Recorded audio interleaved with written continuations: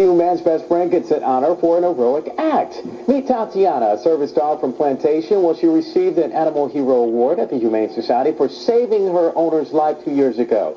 Christina St. Placard says that she had a severe asthma attack when Tatiana alerted her parents, who got help in time. Little Tatiana received a bag of goodies and a plaque for her hard work. That is an adorable little beautiful, puppy. very beautiful. Did you see that cute little face? And it's a great job that she did out there as well. So, a little cool.